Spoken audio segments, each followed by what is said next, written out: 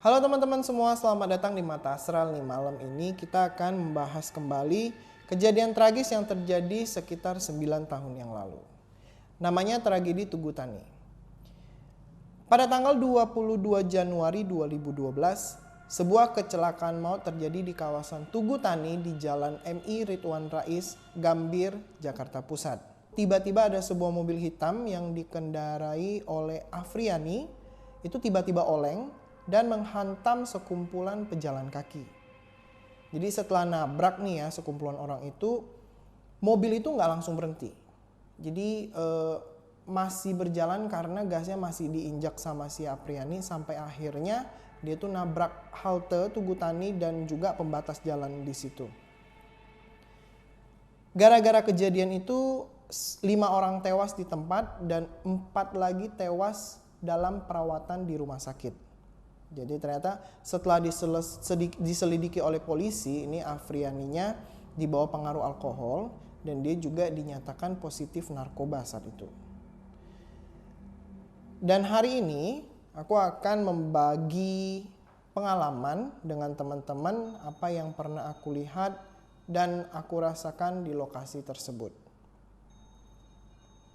Beberapa bulan kejadiannya setelah tabrakan tersebut, itu kita mencoba untuk menuju lokasi kejadian untuk merasakan energi apa sebenarnya yang ada di situ. Jadi kan pada saat kejadian dengan waktu kita pergi masih nggak terlalu jauh, jadi saya itu benar-benar ingin merasakan energi yang ada di situ, gitu. Biar udah nggak terlalu lama, gitu. Biar bisa menemukan sosok-sosok yang bisa kita ajak untuk berkomunikasi. Jadi pada saat itu bau darah itu memang masih benar-benar tercium di situ, pekat banget. Itu benar-benar istilahnya itu kayak bisa bikin mabok lah gitu. Dan yang paling parah itu adalah aura kesedihan yang ada di lokasi tersebut. Itu lokasinya cukup luas sebenarnya yang bisa saya rasakan. Kemudian yang paling saya nggak tahan itu adalah suara tangisan. Itu kenceng banget dan aku yakin itu nggak cuman dari satu sosok di situ. Dan di sana tahun 2012 itu saya ketemu dengan 3 sosok. Itu ada sosok anak kecil, terus ada perempuan dan juga sosok laki-laki remaja. Jadi ceritanya berawal dari saya mencoba mendekati si anak kecil tersebut, laki-laki dia, dan dia ini kondisinya nangis terus. Susah banget untuk diajak bercerita gitu ya. Nangis bener-bener. Pada saat itu dia megang bagian perut dan juga megang bagian kepala. Gitu ya, dan memang di bagian kepala dia saya melihat ada darah gitu yang ngalir. Dan juga kondisinya di mana itu kan ruang terbuka gitu ya. Tapi yang saya rasakannya pada saat saya mencoba untuk berkomunikasi itu rasanya pengap banget, bener-bener panas banget. Dan jujur di situ rasa ketakutan aku tuh tinggi, nggak tahu kenapa, nggak seperti biasanya gitu. Dan memang energi di sekitar itu bener-bener nggak enak banget, kayak mengacaukan energi yang ada di badan aku gitu ya. Dan setelah berusaha untuk berkomunikasi dengan anak kecil itu tapi nggak dapat informasi, dan saya kemudian mencoba untuk mencari lagi, berpindah tempat gitu. Memang nggak jauh di situ ada satu perempuan yang duduk di dekat halte itu, di trotoar situ di bawah, tapi dia duduknya dia tuh nangis.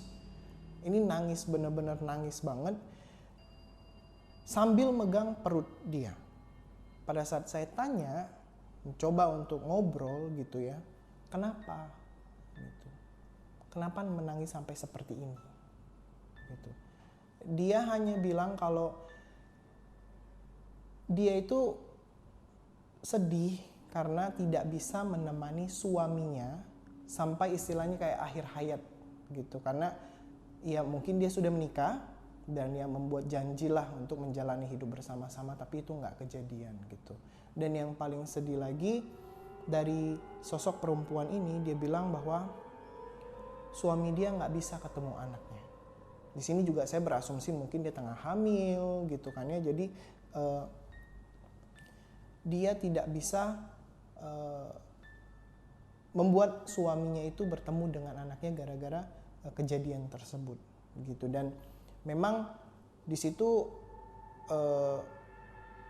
tangisannya benar-benar kuat banget gitu ya, dan tidak ada kelanjutan cerita yang bisa saya dapatkan karena sosok tersebut masih tetap menangis gitu. Tapi ketika saya bangun, saya balik badan nih, saya ingin melihat lokasi sekitar gitu ya, siapa tahu ada sosok-sosok lain yang bisa saya dapatkan gitu ya untuk bisa berkomunikasi. Ternyata ketika saya ngelihat balik lagi ke lokasi si sosok perempuan duduk itu, dia udah hilang, nggak ada di situ, termasuk anak kecil yang nggak jauh dari dia. Dan bingung nih saya nih, karena di situ kayak kok kosong gitu loh, tiba-tiba aja kosong gitu. Dan nggak jauh dari halte Tugu Tani itu, di situ ada pohon besar sebelah kanan, di situ ada pohon besar, dan di situ ada sosok laki-laki remaja yang saya temui. Dan kita berkomunikasi cukup lama, dan di situ laki-lakinya ini mungkin masih sekitar 16 sampai 18 tahun gitu ya. Badannya kurus dengan kondisi mulutnya banyak darah ya, kemudian di bahu sebelah kiri juga ada darah, dan juga daerah kepalanya itu banyak sekali darah.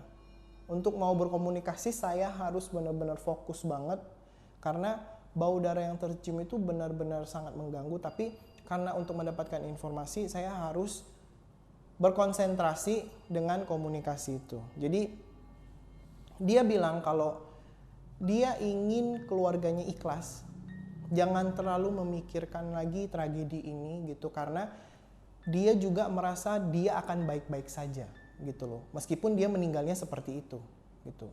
Siapa yang mau meninggal seperti itu? Nggak ada gitu kan, mungkin memang ini udah takdir. Dan yang dia inginkan itu adalah ayahnya, terutama ayahnya, dia nggak pengen ayahnya itu sedih sampai berlarut-larut gitu. Dan yang juga saya ingat dari omongan dia ini adalah dia melihat keluarga dia datang beberapa waktu setelah kejadian tabrakan tersebut. Dia senang sekali karena dia melihat dan juga mendengarkan keluarga dia mendoakan dia agar tenang. Dan itu memang keinginan dia yang sangat besar sekali gitu, untuk melihat keluarganya, mungkin bisa bilang kayak seperti terakhir kalinya untuk melihat keluarga dia gitu. Dan setelah dia berkomunikasi seperti itu, tiba-tiba dia berjalan menuju ke belakang pohon besar tersebut, menuju ke belakang pohon besar. Pada saat saya ingin mengikuti, itu tiba-tiba udah nggak ada lagi, udah hilang gitu. Dan jadi komunikasi kita hanya sampai segitu saja, mungkin memang yang mau dia sampaikan hanya seperti itu. Dan setelah sosok remaja tersebut hilang, kemudian saya balik lagi nih ke halte untuk mendoakan. Balik lagi ke halte untuk mendoakan korban-korban kecelakaan yang menjadi korban dari si Afriani ini. Setelah mendoakan ya saya berusaha untuk sebaik mungkin gitu ya mendoakan mereka agar mereka tenang, kemudian memberikan energi-energi, menyalurkan energi positif di daerah tersebut agar tidak terlalu mencekam suasananya. Dan jujur beberapa hari lalu saya dan tim kita mendatangi halte Tugu Tani tersebut, dan memang sudah beda sekali energinya di sana, sudah sangat enak sekali, udah nggak mungkin pengap panas yang seperti dulu saya rasakan tuh, benar-benar jauh banget. Aura kesedihan tuh sudah tidak ada lagi. Yang paling saya senang adalah saya tidak menemukan lagi sosok-sosok yang pernah saya temui 9 tahun lalu gitu. Jadi saya yakin mereka juga sudah tenang, dan semoga keluarga juga sudah mengikhlaskan mereka gitu. Jadi pesan saya nih untuk teman-teman, semoga nggak ada lagi kejadian-kejadian tragis yang terjadi seperti ini. Hidup kita nggak ada yang tahu, ya kan? kapan selesainya. Yang penting kita jalani hidup itu dengan baik.